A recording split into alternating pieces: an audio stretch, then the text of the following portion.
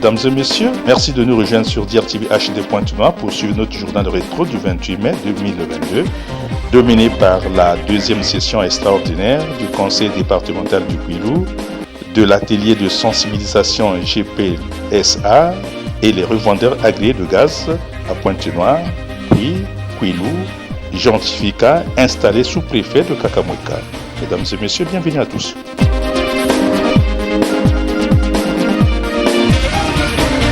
Avec l'appui conjoint du PNUD et de l'UNESCO, il s'est tenu du 26 au 27 mai 2022 la deuxième session extraordinaire du Conseil départemental du Kouilou. Une deuxième session focalisée sur la réception et l'adoption du plan de développement intégrant les objectifs du développement durable, sachant que depuis les premières années de la mise en œuvre de la décentralisation au Congo, l'action publique était conduite ex nihilo en absence de tout document de planification. Une absence ayant entravé les efforts consentis par les autorités centrales et locales pour mettre en valeur le socle d'une politique de gestion locale des départements. D'où l'intérêt de la convocation de la deuxième session extraordinaire pour reformuler et réfléchir sur le panel. 2 jours de travaux ont suffi aux conseillers départementaux des 6 sous-préfectures du Kouilou d'adopter à la majorité des 2/3 ce plan de développement socio-économique, avec des travaux soldés par la lecture d'un compte rendu donnant les axes stratégiques de réception du panel. À l'issue de toutes les étapes indiquées, le plan de développement local du Kouilou a été finalisé et est mis à la disposition de la collectivité locale. La liste des affaires a été adoptée sans amendement. De la session technique, un présidium de 3 membres a été mis en place ainsi que 6 groupes thématiques en vue d'examiner le plan de développement local intégrant les objectifs de développement durable en sigle ODD du département du Kouilou. Clôturant la session, Oscar Tivika-Sitou, vice-président du Conseil, s'est apaisanti sur la politique de gouvernance décentralisée. La pensée de développement est globale, mais l'action n'en demeure pas moins locale. C'est pourquoi la politique de coopération décentralisée devra se construire sur les réalités intrinsèques de notre département mythique et historique. Un partenariat valorisant, considéré dans toutes les sphères du développement, apportera ses marques positives en faveur de Luango, de Mvuti, de Madingokai, de Nzambi, de Kakamweka, de Yinda, parce que notre génie créateur aura été cultivé. C'est alors que le Kouilou pourra répondre au rendez-vous de la mondialisation avec le cœur et la tête, mettant en avant le sens de la mesure. Une deuxième session extraordinaire qui vient donner vitalité et espoir au PND et au panel pour arrimer le département du Kouilou au choix innovant de son développement socio-économique.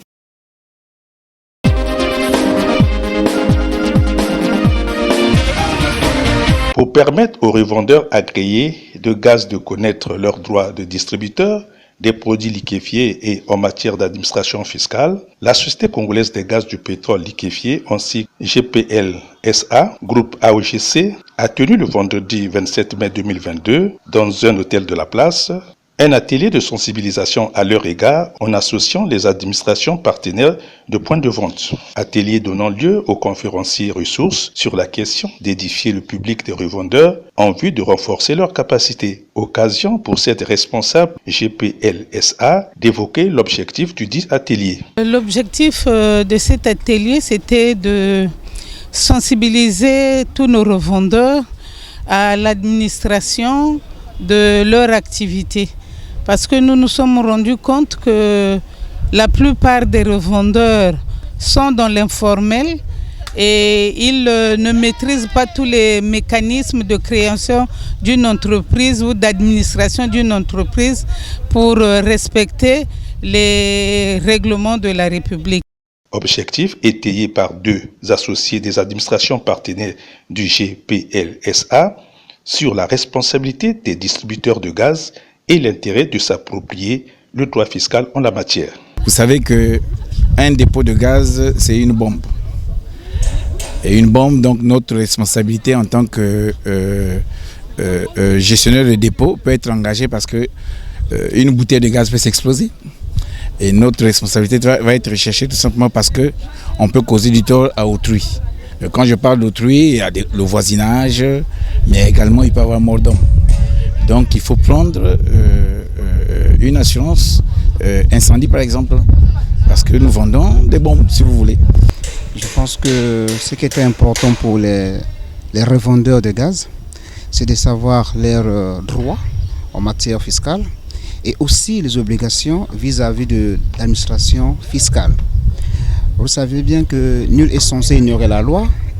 Et aujourd'hui, on a remarqué les revendeurs de gaz se plaignent beaucoup parce qu'ils ne savent pas, ils ne sont pas suffisamment informés en matière fiscale.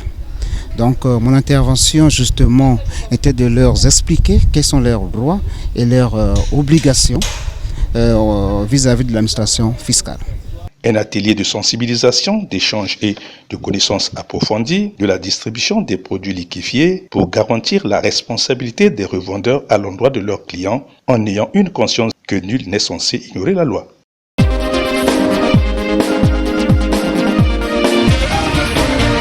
Un amphithéâtre de Suéco pris d'assaut par 50 participants d'horizons divers venus échanger sur les questions d'arrestation illégale, de détention arbitraire et de torture dans les lieux de privation de liberté. Une tribune organisée par l'association Horizon Action Future en sigle AAF en partenariat avec le parquet du tribunal de grandes instances de Pointe-Noire et l'Observatoire congolais des droits de l'homme en sigle OCDH.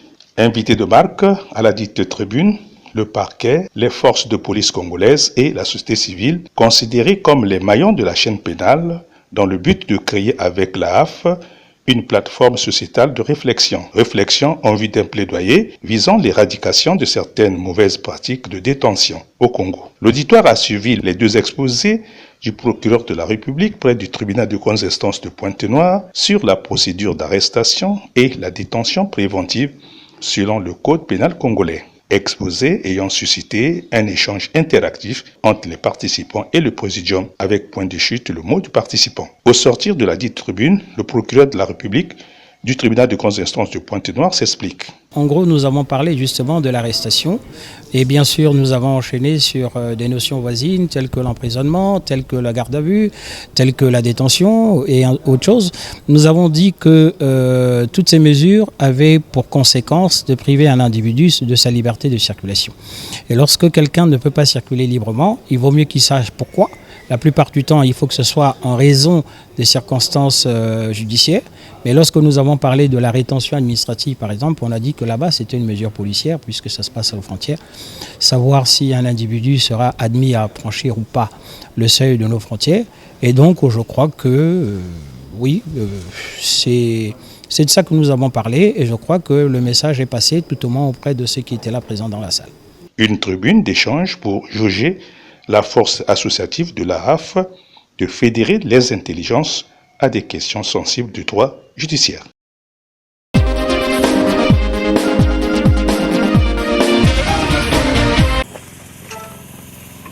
Le nouveau sous-préfet du district de Kakamweka, dans le département du Kwilu, en la personne de Jean Tivika, a pris officiellement ses fonctions vendredi 27 mai 2022. Fonctions prises à l'issue de la cérémonie de son investiture par le préfet du département du Kwilu, Paul Adam Dibouilou. La lecture du décret de sa nomination par le secrétaire général du département, puis la présentation de sa biographie ont été les deux étapes qui ont précédé son investiture. Détenteur d'un certificat d'aptitude professionnelle de l'enseignement dans les lycées, qu'appelle en abrégé, cet enseignant de carrière a occupé plusieurs postes administratifs. Avant d'être promu sous-préfet de Kakamweka, Jean Tivika a occupé tout dernièrement le poste de directeur de cabinet du président du conseil départemental du Kwilu, l'honorable Alexandre Mabiala. Cadre d'une probité morale reconnue, le nouveau sous-préfet de Kakamweka, remerciant le président de la République pour sa nomination, a précisé les grandes lignes de la politique de sa gestion administrative. Nous traversons certes des moments difficiles, mais l'homme étant la mesure de toutes choses. Je prends avec gravité la mission qui m'est confiée et je mesure déjà les enjeux considérables qu'elle recouvre. L'homme étant la mesure de toutes choses, sous l'autorité de M. le préfet du Kwilu, je ne ménagerai aucun effort pour répondre aux différentes directives tendant à une bonne gestion de la collectivité. Animer et coordonner l'action des services de l'État pour la mise en œuvre des politiques nationales et locales, notamment en matière d'aménagement du territoire et de développement. Participer au contrôle administratif intéressant les collectivités locales. Participer à la préparation du budget du département et contribuer au rapprochement entre l'administration et les citoyens. Adresser à la tutelle les rapports trimestriels sur l'état de la circonscription. Animer et coordonner l'activité des services d'administration civile de l'État. Assurer le contrôle administratif des villages. Préparer ou organiser les élections dans ma circonscription. Quelques orientations lui ont été données par le préfet du département. Monsieur le sous-préfet, vous avez des atouts indéniables. Non seulement votre ancrage dans ce district, mais également votre passage au conseil départemental du Kouilou vous ont donné des atouts indéniables pour exercer votre fonction avec beaucoup de zèle. C'est pourquoi vous veillerez à rendre compte de l'exécution des lois et règlements de la République, ainsi que des décisions du gouvernement. En charge de l'administration générale, vous devrez concourir au maintien de la sécurité et de l'ordre public et veiller à la protection des populations tout en étant le relais indispensable du préfet concernant la préoccupation quotidienne des citoyens et des faits qui s'y déroulent dans les domaines politiques, économiques et sociaux. Ainsi, vous saurez être à la hauteur de votre mission pour relever les défis qui peuvent entraver le bon fonctionnement de cette collectivité administrative. Congratulé par les officiels et d'autres invités de marque, Jean Tivika a eu le temps nécessaire de préciser ce qui fait de sa sous-préfecture une contrée cosmopolite dans le département du Kouilou.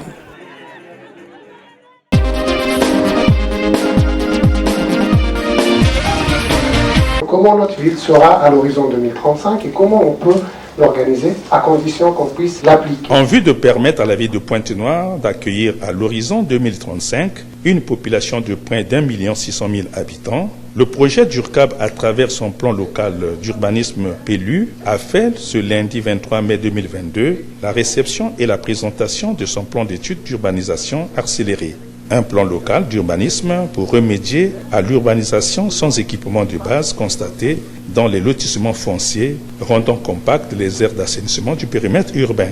L'auditoire a été édifié par le mot du coordonnateur d'URCAB, Alfred Eleli, et de 2 présentations techniques du type plan local. Un plan local d'urbanisation de Pointe-Noire, élaboré en 2 ans, prenant en compte les enjeux et évolutions du cadre urbain. Réception et présentation ayant suscité un échange focalisé sur les conflits fonciers de mise en valeur des terres dans une ville de Pointe-Noire où l'urbanisation précède l'urbanisme. Pour plus d'éclairage, 2 exposants ont donné l'intérêt du PLU dans la ville de Pointe-Noire. C'est un outil qui permet justement de savoir quels sont mes devoirs et quelles sont mes obligations vis-à-vis des administrations et vis-à-vis de la collectivité territoriale en général. C'est un outil de planification et c'est un outil qui permet d'asseoir le socle d'urbanisation et d'organiser ma parcelle autour d'un réseau viaire, autour des équipements de services de base, puisqu'il propose toute une panoplie d'outils, comme par exemple l'identification des réserves foncières pouvant accueillir les équipements publics, surtout dans les zones périphériques qui sont actuellement pas dotées du tout d'équipements publics, mais cet outil permet d'identifier ces zones-là et dans un deuxième temps seront sécurisées par l'État pour pouvoir, dans un deuxième temps, mettre en place les équipements publics. Dans ce processus, on a eu à élaborer d'abord l'évaluation environnementale stratégique, après on a eu à faire le diagnostic, et après le diagnostic, on a eu le pré-PLU. Et là, aujourd'hui, nous sommes à l'étape finale, c'est-à-dire on vient aujourd'hui restituer le PLU, c'est-à-dire le plan local d'urbanisme de la ville de Pointe-Noire. Le plan local d'urbanisme est un outil de gouvernance urbaine. Et c'est un outil de gouvernance urbaine qui est opposable et à l'administration et aux tiers. C'est-à-dire que c'est un outil qui va nous permettre, et d'ailleurs ça tombe à point nommé pour la ville de Pointe-Noire, parce que Pointe-Noire, dans le cadre de la célébration des 100 ans de l'existence de Pointe-Noire, vous savez que le président de la République a décidé de faire pour Pointe-Noire une municipalisation additionnelle. Et donc, ce plan local d'urbanisme que nous avons remis aujourd'hui est adossé d'un plan d'investissement prioritaire, d'un PIP, et qui va servir justement à choisir les projets prioritaires à exécuter dans la ville de Pointe-Noire. Deux premières phases de la journée qui s'achèvent ouvrant la session de renforcement des capacités de formation des formateurs allant du 23 au 24 mai 2022 par des débats techniques des experts.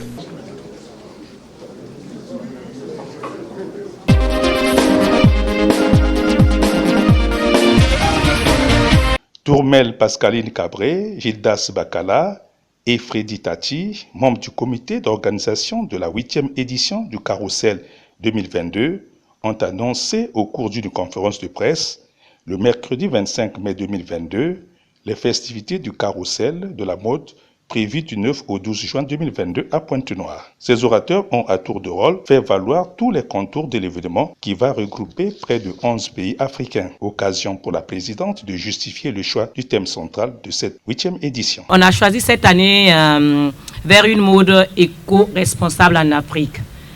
Qu'est-ce qui nous a fait penser à ce thème? Si vous vous rappelez, l'année dernière, on a eu une dame sur le podium du Carrousel de la mode à Elaïs, Madame Sophie, qui avait fait sa collection en fait avec des objets de recyclage. Et j'avoue que c'est une partie en fait du Carrousel qui nous avait marqué parce que cette dame, elle est en lutte permanente depuis longtemps sur les déchets qu'on trouve dans les rues, sur les sachets plastiques que les gens jettent partout. Et du coup, sa collection nous a parlé. On s'est dit que cette année, comme vous le savez, chaque année en fait avec le Carrousel, il y a un thème. On ne fait pas simplement que faire de la mode, on essaie aussi de contribuer pour quelque chose en fait qui peut arranger l'environnement ou arranger tout simplement les êtres humains, si on peut le dire de cette façon. Devant les questions croisées de la presse locale, Tourmel Pascaline Cabré a donné le programme du festival, les objectifs du Carrousel, avant de lancer un cri de cœur aux partenaires. L'ouverture officielle, c'est pour jeudi 9 à 13h. Nous serons toujours sur les mêmes objectifs. Donner la possibilité aux talents congolais et africains de pouvoir émerger en fait. C'est vraiment notre lutte. Et je ne pense pas qu'on puisse avoir un autre objectif que ça. L'objectif, c'est vraiment sortir le Congo dans l'ombre en ce qui concerne la mode. Donc, on lance un cri d'appel encore, aussi bien au niveau des autorités politiques qu'au niveau des partenaires privés. On a besoin de soutien. Et cette année, le Carrousel a mouillé le maillot. On a décidé cette année, hormis le trophée, on a décidé cette année de mettre à disposition une enveloppe de 100 000 à chaque lauréat. Un rendez-vous de Pointe-Noire à la conquête de la découverte des nouveaux talents pour faire bénéficier aux modélistes africains les éditions successives du Carrousel en vue de leur inculquer le goût de l'audace et de l'entrepreneuriat, faisant de la mode une source vitale de revenus écologiques avec des hommes et des femmes responsables.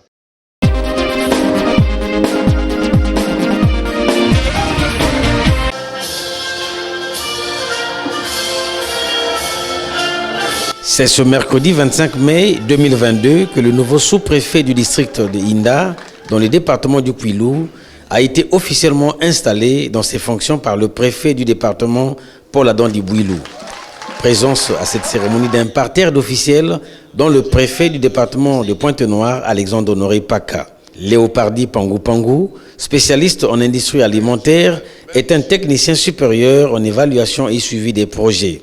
Il a collaboré à la présidence de la République en tant qu'attaché au département aménagement du territoire et affaires intérieures.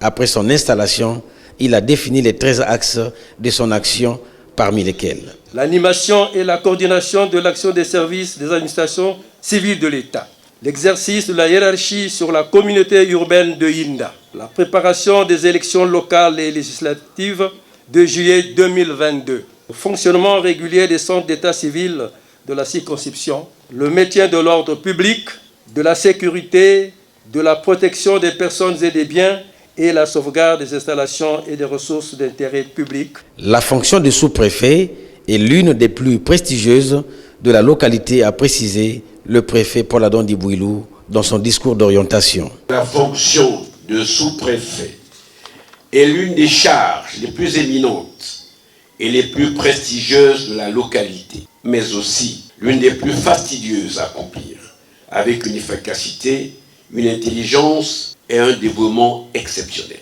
Servir l'État est une mission parmi les plus nobles qui soient, tant elle implique bien des sacrifices et commande que vous fassiez preuve de rigueur, de fermeté, de droiture morale et de souci permanent de l'intérêt général. Vous avez ainsi pour mission de poursuivre dans le même esprit l'action publique longtemps conduite par votre prédécesseur. C'est pourquoi je voudrais vous rassurer que je mettrai tout en œuvre pour que l'ensemble des structures départementales se mettent à votre disposition pour vous accompagner dans l'exercice de cette lourde mission.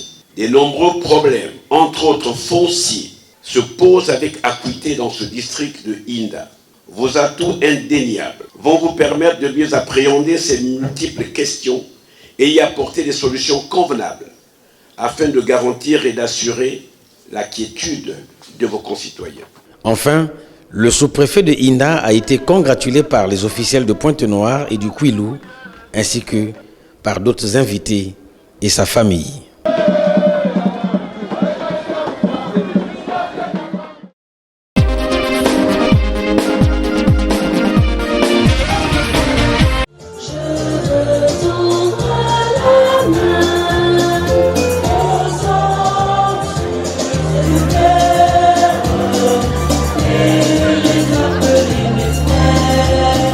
C'est sous la thématique Afrique que le Rotary Club International a organisé samedi 21 mai 2022 à Pointe-Noire sa soirée de gala.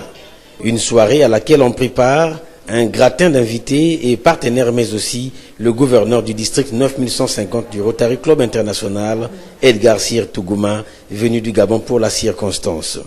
À l'ouverture des bars, l'on a assisté aux échanges entre invités et partenaires. Pour s'harmoniser avec la thématique de la soirée, les invités ont eu droit à la musique d'une dimension hautement africaine.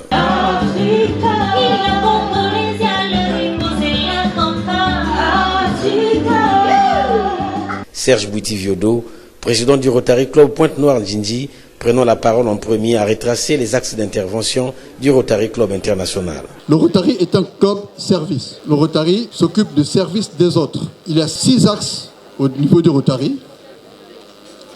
Les 6 axes d'intervention.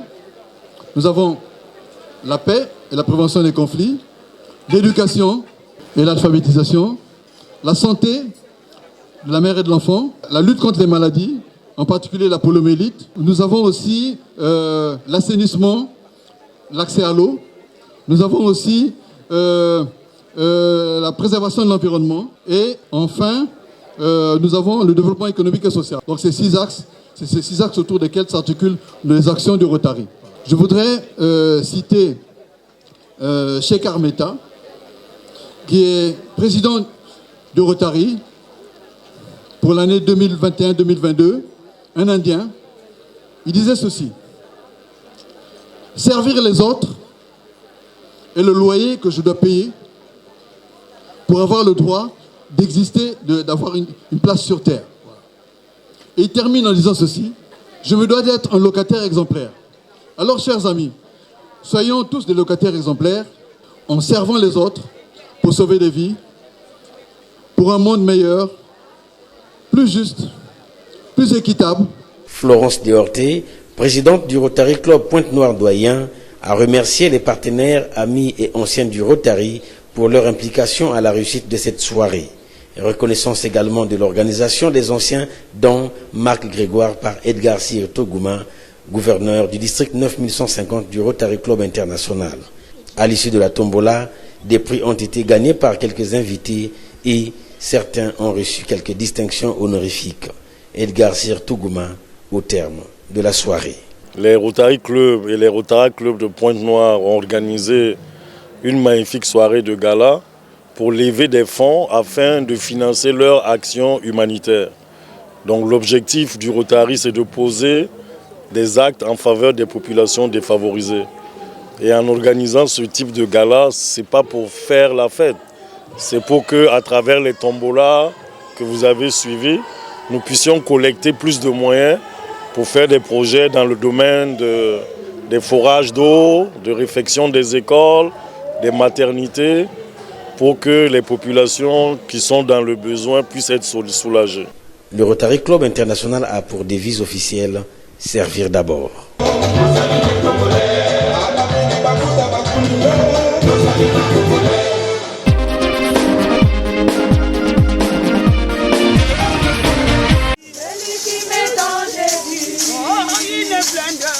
Le nouveau sous-préfet de Madingo-Kai, Joseph Herbin Fouti, a pris ses fonctions ce mardi 24 mai 2022. Fonctions prises à l'issue de son investiture par le représentant de l'État dans le département du Kwilu, Paul Adam Dibouilou, en présence de quelques invités de marque. Ce diplômé de l'École nationale de l'administration et de la magistrature, ENAM en abrégé, a une grande expérience dans l'administration publique, car ayant assumé plusieurs fonctions, dont celle de directeur départemental des services préfectoraux. Une biographie élogieuse ayant suscité de l'admiration des invités venus pour son installation. Après son investiture par le préfet du département du Kwilu, Joseph Herbin Fouti peut enfin brandir les couleurs nationales pour symboliser sa prise de fonction. Remercions le président de la République, le premier ministre-chef du gouvernement, sans oublier le ministre de l'administration du territoire pour sa nomination, le sous-préfet de Madingo-Kai a envisagé un modèle de gouvernance tiré de la vision du chef de l'État. En ma qualité de sous-préfet du district de Madingo-Kai, la démarche que je voudrais envisager en m'intégrant dans la vision du chef de l'État relève d'un schéma de gouvernance harmonieux et inclusif à mettre en œuvre. Elle repose sur 4 piliers essentiels, à savoir 1. L'étroite collaboration avec les organes déconcentrés en activité dans le district de Madingo-Kai. 2. La mise en éveil permanent des forces de sécurité sur la nécessité de maintien de la paix, de la protection des biens et des personnes, le respect des droits des uns et des autres. À cela se joint l'éradication du phénomène du banditisme en développement. 3. La mobilisation des forces vives de notre district sur les objectifs précis et variables, devant favoriser les solutions en rapport avec les défis en présence. Ceci relevant des contraintes de grande importance communautaire. 4. Faire coopérer au processus d'amélioration des conditions de vie de la collectivité, des entreprises, les petits commerces et les artisans œuvrant dans notre collectivité. Le préfet du département du Kwilu, Paul Adam Dibouilou, a pris le temps nécessaire d'instruire son collaborateur.